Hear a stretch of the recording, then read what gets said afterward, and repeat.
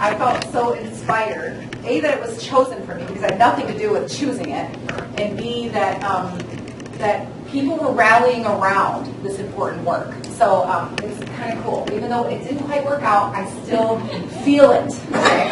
I'm feeling it. So I am a little bit concerned that people can't hear me. I'm nervous about that. How are people? I have hearing aids and I can hear you. You can hear me, okay. First, I just want to say thank you to you guys. I appreciate you so much. Denise is actually among the first group of people that I met with and talked to when I first was trying to decide if I wanted to do this, because when she says I'm like a third daughter to her, that's for real, right? So like when my mother passed, Denise was one of the people that pushed in and stepped up and just provided that mother love and that support that I needed.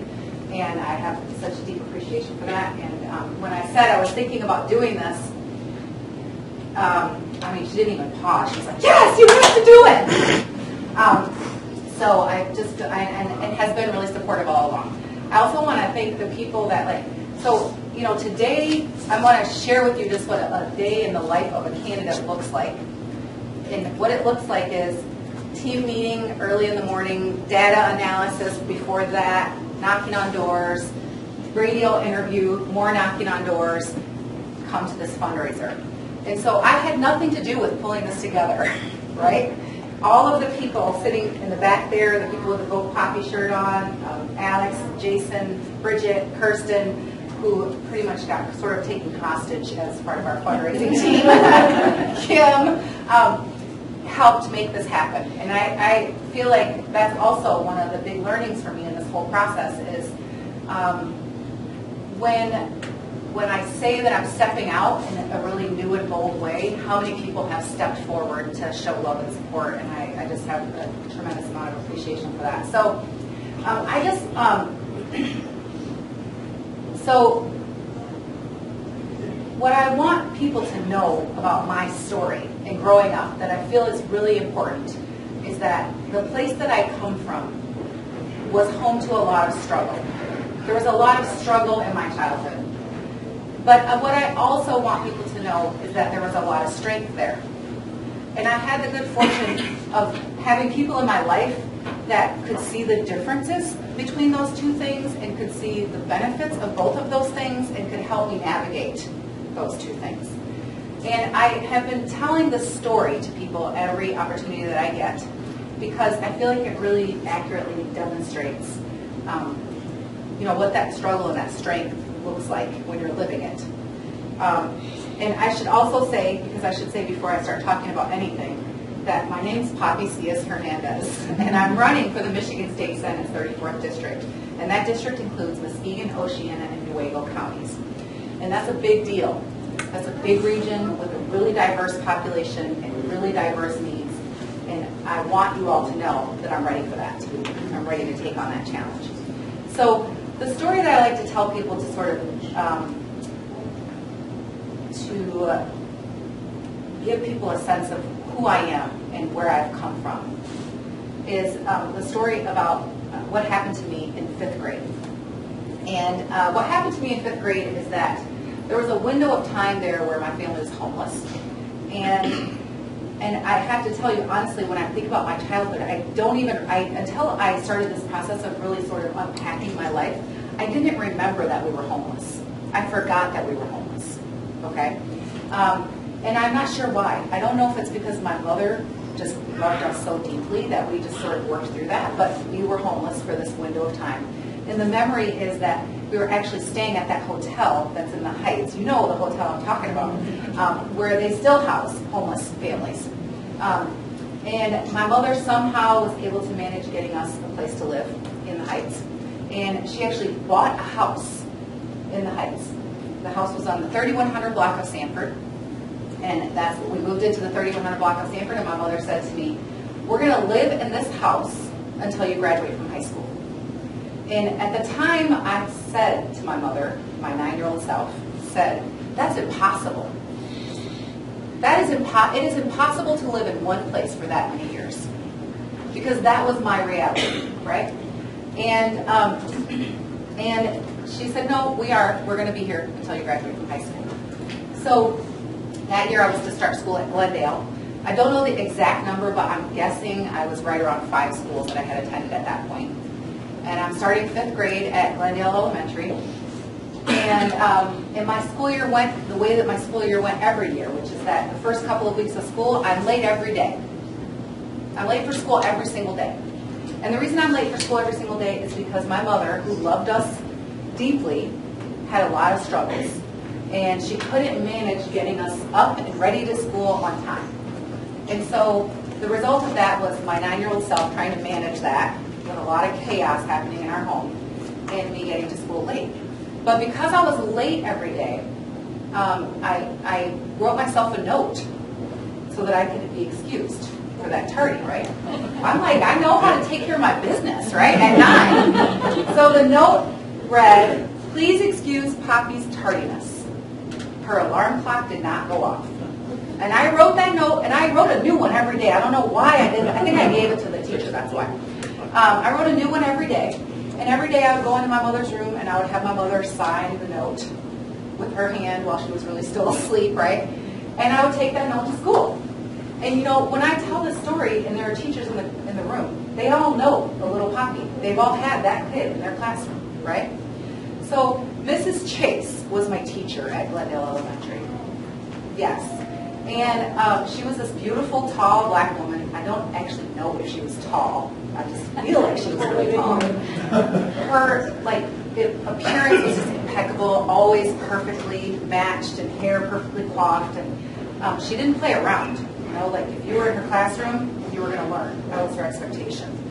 So she didn't say anything about me coming to school late every day for 2 weeks, really. I'm not sure if she thought, well, she's bringing a note.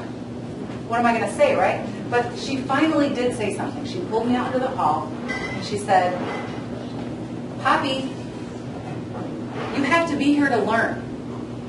If you're late for school every day, you're missing learning time, and I need you to stop being late for school. So, tomorrow, you're going to bring your alarm clock to school, and I'm going to teach you how to set it." Right? And, you know, I mean, like, that feels like no big deal. When I was talking to someone on the team about this experience, they said, "We have to find Mrs. Chase." And I said, "Mrs. Chase is not going to remember me. She is not going to remember that she changed my life." Right? She changed my life with this simple act of kindness. She didn't take me out in the hall and say, "I'm so sorry about your life. And I'm so sorry about your mom, and I'm sorry, and I'm not." She didn't do that. She didn't ignore the fact that I was late every day and missing out on that learning. She helped me figure out what I could do to create positive change in my life. And I brought my alarm clock to school. She showed me how to set it. And I successfully completed 5th grade and beyond. Okay? And the reason why I feel like that story is so important to people that I'm talking to as I'm walking this path to become the next state senator is because I feel like it conveys to you how important it is to me that we are creating the conditions for Mrs. Chase today in our public education system. And I feel like we are not. I feel like today Mrs. Chase would probably have too many kids in her classroom to know what's going on with each of them personally. She would probably have kids in her classroom that have some learning challenges, maybe emotional impairments.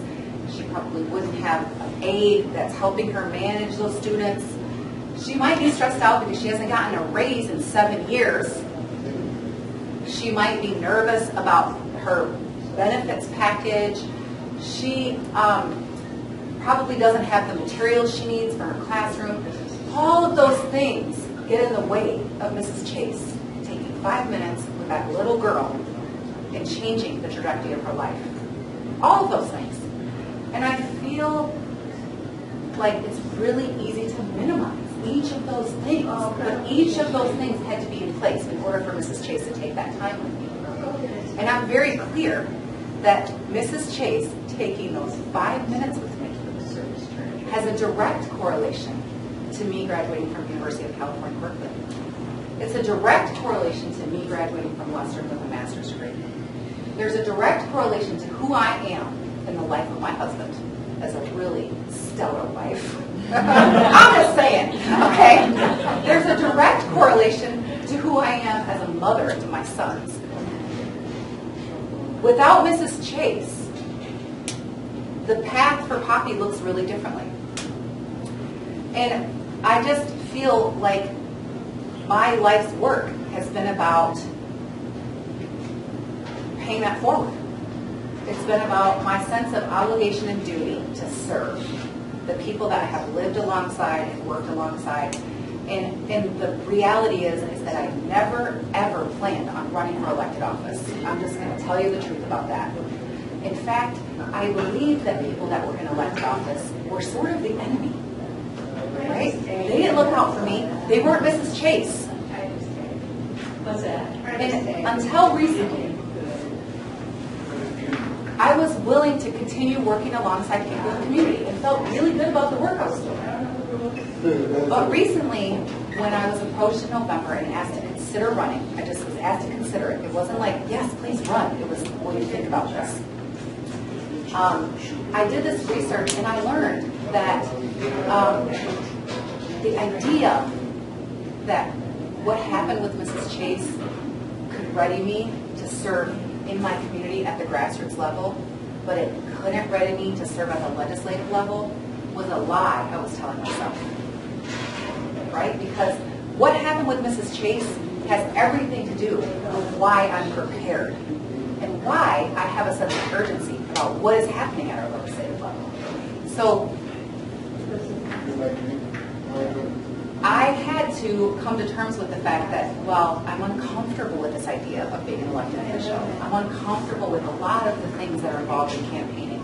For example, standing in front of all of you and you listening quietly to me talk is a completely new thing for me. I'm a trainer by profession. I've worked in public health, public education, and my job is to actually get you talking, right?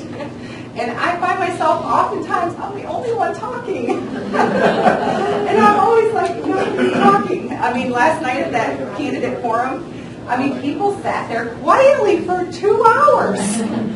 I want to say, like, spend a little time with teenagers. That's not going to happen, okay? You are earning their silence or you are earning their engagement. And so this is a totally new thing for me, this experience. But when I think about the fact that I uniquely, in this race,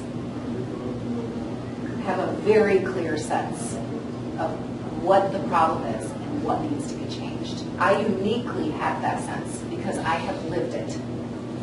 And I say that in this race because I also believe that part of why I'm running is because I want to see women like you stepping up sooner. You know what I'm talking about, right? Okay. I want to see that because I waited until this time, the whole time believing that lie that I told myself, that I couldn't do that. And the reality is that we have to do it. We have to, Jessica. We have to step up and serve in this way. That's what we have to do if we want to see things better for our sons. That's just what we have to do, right? So what I want you all to know as you move forward is that you are not going to hear from or talk to another candidate that will take this fight with the level of urgency that I have to Lansing. That's not going to happen for you. I can guarantee that. People want me to make promises about policy, but I'm going to tell you about some other things I'll make promises about. You are not going to meet another candidate that has my work ethic, because work is no stranger to me. When you are working in community, there is no like, I'm going to punch the clock at 5 p.m. and come back to it tomorrow. It just doesn't work like that, right? If you're working with a family and they're in crisis, you're present with them until you get through that. And I feel like our legislators need to have that work ethic. I don't know about smartness. I think I'm pretty smart, but mostly I'm willing to ask questions and learn. And I feel like we need to have legislators that are willing to do that. So those are the promises that I make to you about how I'm going to move forward in this process. The other things I want you to be really clear on coming from me is my priorities. you're not going to find a more passionate or staunch advocate for public education. I'm looking at my boys, I'm seeing what they're experiencing at Muskegon Public Schools, and I think it is a travesty. I think it is a travesty that we are doing such a disservice to young people in the state of Michigan. At the candidate forum last night, one of the candidates said, I've been saying this all day long, I've been thinking about this. The candidate said, we need to take a look at how we fund education. We need to take a look at that. And I just thought that statement captures why I should be elected and you shouldn't. Right there. That's it in a nutshell. No, we don't need to take a look at it. We know what is not working. You know what we need to do? We need to change it. That's what we need to do. We need to start funding our schools for equitable outcomes for every child in the state of Michigan. We need to start funding our schools based on the needs of the students in the buildings, not based on the taxes, that is tax revenue generated by their parents. We need to do that. I'm not going to tiptoe around that. I'm going to just keep it real with people about that. I'm not going to say we need to take a look at it. Who are you fighting for? I'm fighting for the kids. That's where I'm at with it, and the families. When it comes to our public health, all of my work has been in prevention. So I will fight for access to quality health care, but I'm going to be a champion for extending prevention work. I believe that if we did more work around prevention, we would see a lot less sickness in our communities. And I don't just mean sickness around diabetes and heart disease. I'm talking about actual heart and spirit sickness that we see come in the form of mental illness. I want to see more prevention work being done. When it comes to jobs, this issue is really divisive for some. I just need to say, if you are not clear about the fact that unions have had such an integral part in building this economy in the United States and specifically in Michigan, then you're confused about how economies work. When we weaken labor unions, we weaken our ability to thrive economically. So I will fight for that. And you're seeing that weakening across the board. To me, there's a direct correlation between the weakening of the teachers union and the weakening of the public education system. I mean, when you talk about, we need to take a look at funding for education or the third grade reading mandate. It's like, do you think teachers don't know that we need help in our district, in our school districts? Like, do you think teachers don't have ideas for how it can be improved and what we can be doing differently? But instead of engaging teachers in that process, we're shutting them out, right? We're drawing lines and creating enemies. And so I will fight for those things. Those are the ideas I will fight for. When it comes to our environment, I was at another candidate forum earlier in the week. And this forum, I just have to tell you, I want you to get a picture, okay? It was Retired School Personnel Association. So everyone there was well over 80 years old. And you don't want to mess with people over 80. They got nothing to lose. They will come for your life without thinking twice about it, okay? And so we're sitting around having our nice little lunch, and the one woman asked Holly Hughes, because she was the only other candidate that showed up at this forum, she said, "What are you doing about Asian carp in the Great Lakes?" And I was like, I hope she doesn't ask me that question. And Holly Hughes didn't really have a good answer. You know, well, we're trying to push for this at the federal level, or we need to think about this, and then the talking point of, but you know, you can't really control that single Yahoo that releases a carp into a stream. And it was just this sort of moving around the issue, right? And then she did ask me. And I said, here's the thing. I don't know what we're doing right now, but I want to say two things. One thing is, we have the technological advances to solve some really complex problems. And I'm feeling like that problem falls into the category of problems we can solve. So the fact that we're not is a bigger problem in some ways, because the majority is so great, they can do whatever they want right now. If the Asian carp was important to that party, we would not be talking about Asian carp, right? That's the deal. So I said, so I'm feeling like the technology is there. We just aren't willing to do what we need to do. But secondly, I don't don't know, and I think that's a problem that I don't know. I live on the shore of Lake Michigan. I should know that.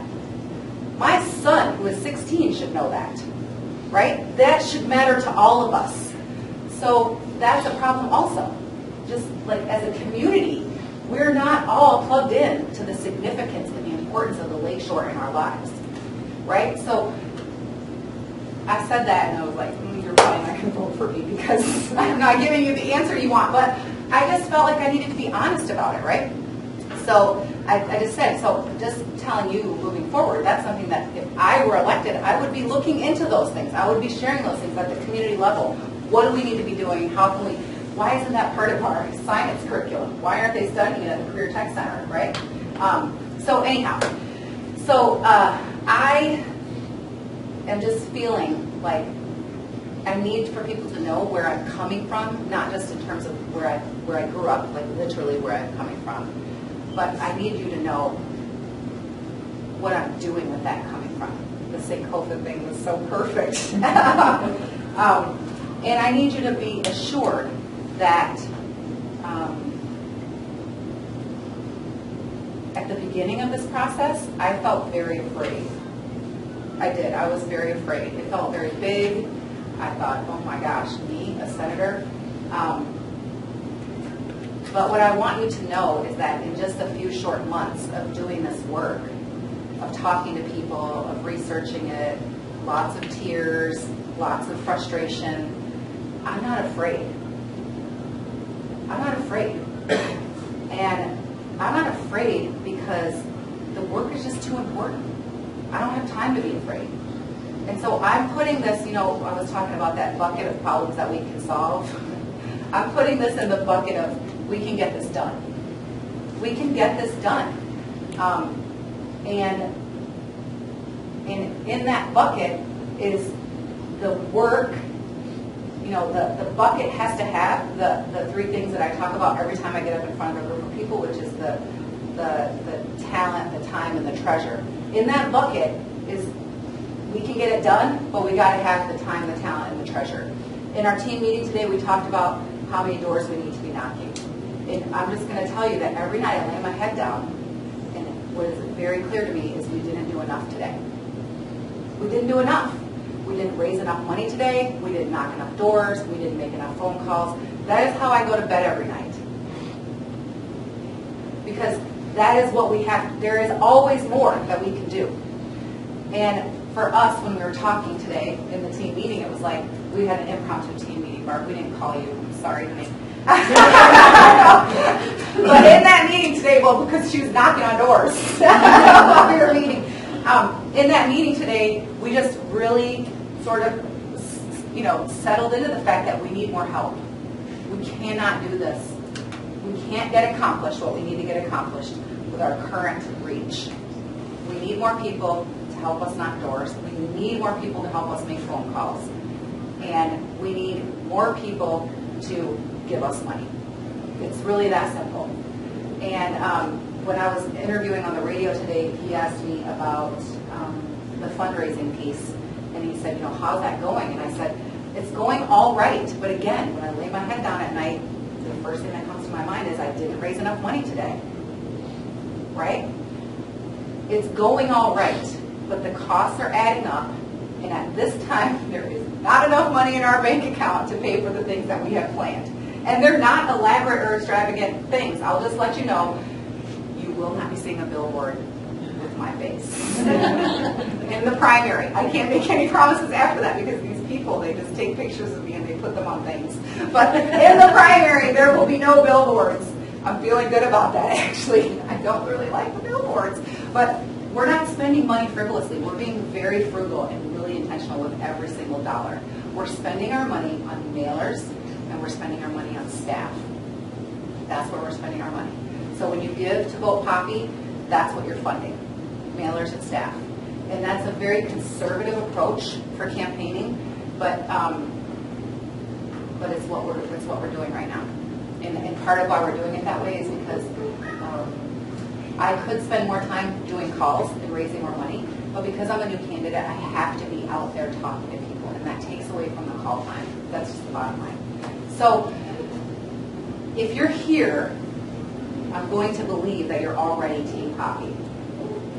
You came to this, you came to show love. If you're here, that's already happening. I'm also going to believe, I knocked on a door today and the woman said, oh yeah, I was just talking to my daughter today and she said we're voting for you. If you're here, I'm already planning on your voting for me. But what I'm going to ask you to do is think of 10 people that you can call and ask to vote for me also. 10 people that live in Muskegon, Oceana, and Nuevo. And I would love it if you could call them before Friday. Because absentee ballots are in the mail or in homes right now. And I knocked on a door yesterday where the guy said, what's the difference between you and your opponent? Which this is just the crazy kind of things that happen at door. I told him, and he said, shoot, I wish you would have knocked on my door yesterday because I already sent in my absentee ballot voting for your opponent. And I was like, why did you make me go through that? And he said, I will vote for you in the general. And I would love to have you put a sign in my yard. Right? So, but we got to get to those people before they complete their absentee ballot forms. We need to get to them. And that's happening right now. They're doing that right now. I am seriously knocking on doors and they're saying, oh, I have my ballot right there on the table. And I want to be like, give it to me. I'm not doing that. So if you can think of 10 people in your life that are in the district, call them, text them, create a group text, right? I mean, it's really not that hard. You can do it. I believe in you. That would be awesome. And then I know every one of you donated to walk through the door because Kim made us do it that way. No, somebody made us do it that way because we have to generate money. But I'm asking you to think about if you can give in a more significant or meaningful way. And I'm asking you to think about what you give as an investment. Your money is making this movement possible. Women like me, women that grew up on the 3100 block of Sanford Street, not very many of us are serving in the legislature. And I need people like you to get there. So if you are willing to bust out your credit card or your checkbook and give more than you already have, which I'm very grateful for, and I should feel guilty for asking for more, but I know how important the work is, so I don't feel guilty at all. I'm inviting you to be part of the work that needs to be moved forward. And the way that you can do that is by giving financially and giving your time. So thank you all so much for coming. I really appreciate it. I've talked for way too long. I know my team's going to be like, Poppy, you've got to cut it. But I just want you to know. I want to be transparent. I want you to know what you're getting on board for. And I'm also happy to answer any questions that people have afterwards, or even in a group. How do you guys want to do it? Questions? Group? Okay. Questions? Any questions? You can clap.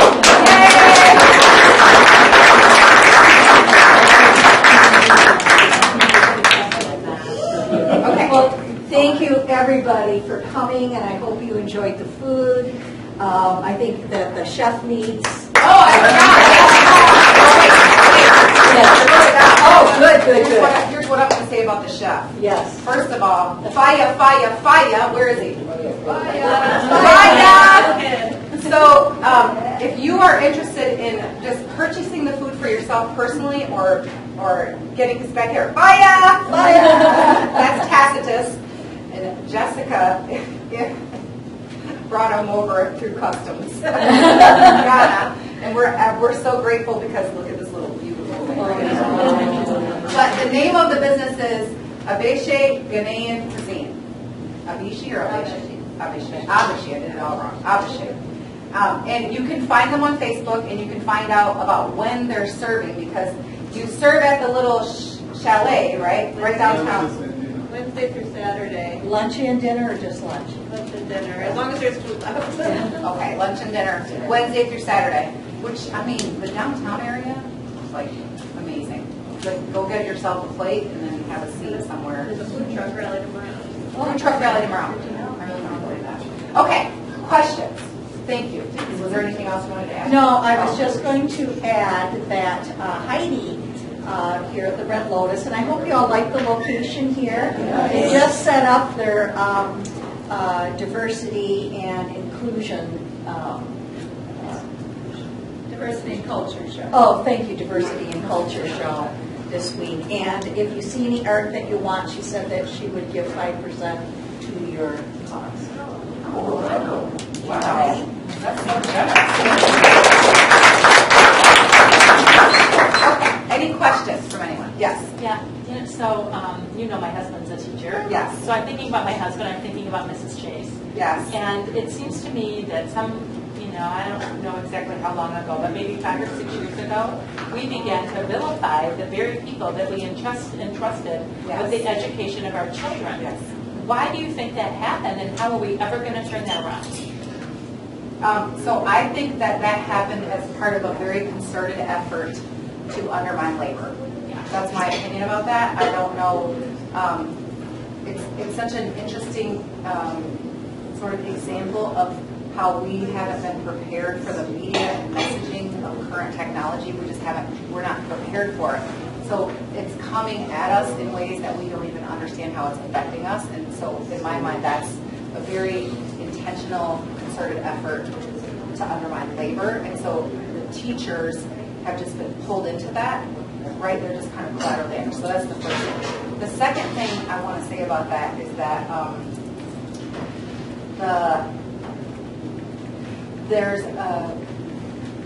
there's a story or a narrative around schools, government, sort of these public institutions, and the narrative is that we should run them more like businesses.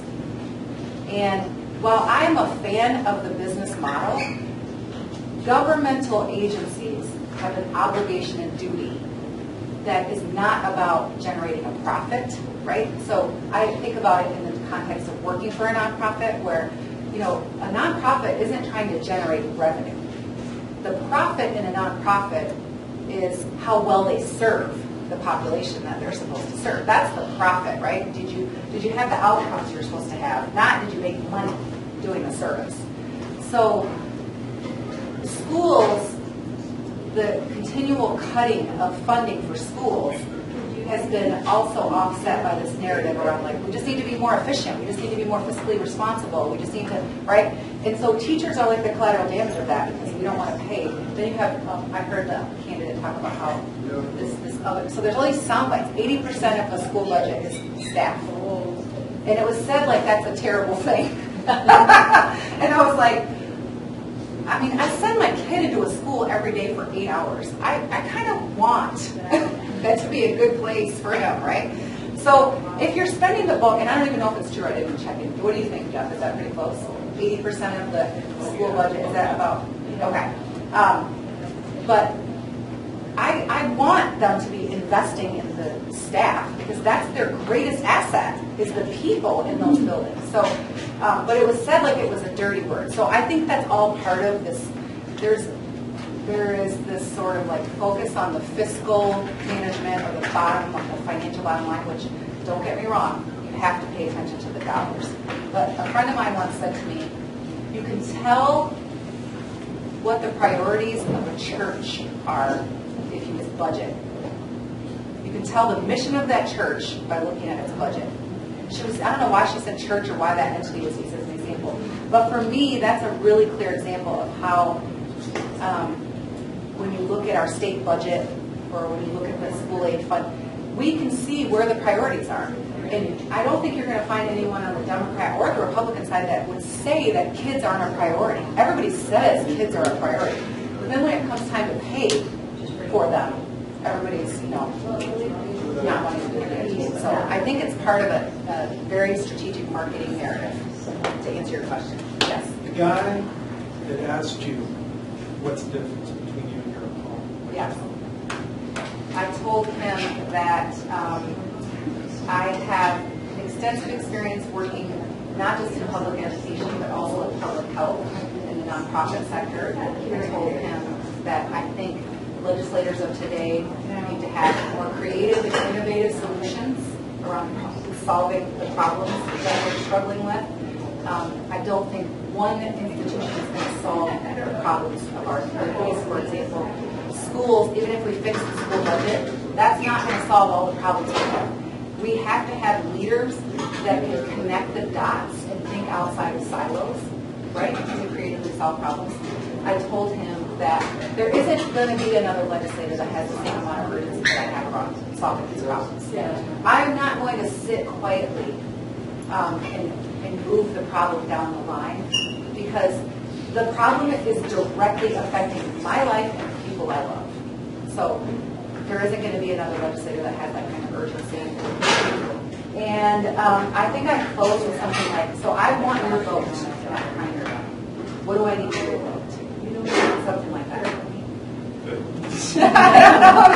I think I scare people at the doors. But I feel like the other thing here is, like, as a woman running, I need to be assertive. I need to not be apologetic in what I'm asking for and what I'm promising. And so I'm being that way. Good. Yeah.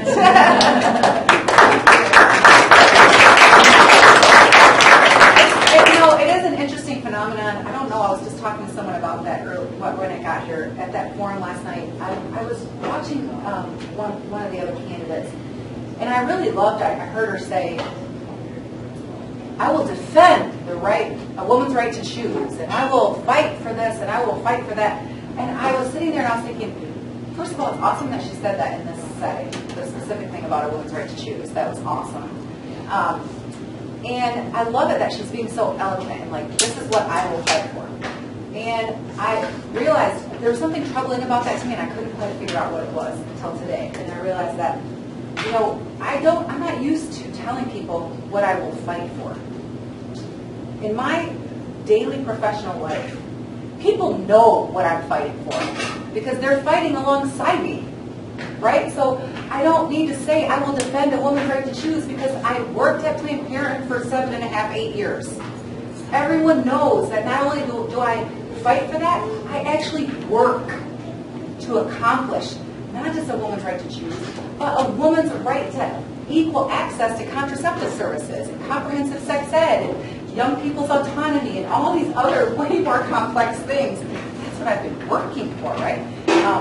I don't need to say I will fight for quality public education because I've worked in the public school districts, right? And I have worked alongside teachers and partners and community and all those things. So when I was on the radio today, I just sort of was like, I don't really need to make these huge declarations about what I will fight for. Just go ahead and check out my resume. And you'll see not only what I will fight for, but what I've been fighting for and what I've been working for, right? So I want more candidates like me. I do. I want more candidates that are doing the work, that know what the challenges are, and that will be steadfast. Any other questions? See, I scare people at the doors. I can't help it. I'm just like, yes, let's do this. Anything else? So much energy. I know it's been a really long day too. I don't know where the energy comes from. The energy thing has never been an issue. My husband's always like, okay, we're gonna go to a movie. So yeah. Anything else? No? Okay, I'm happy to talk.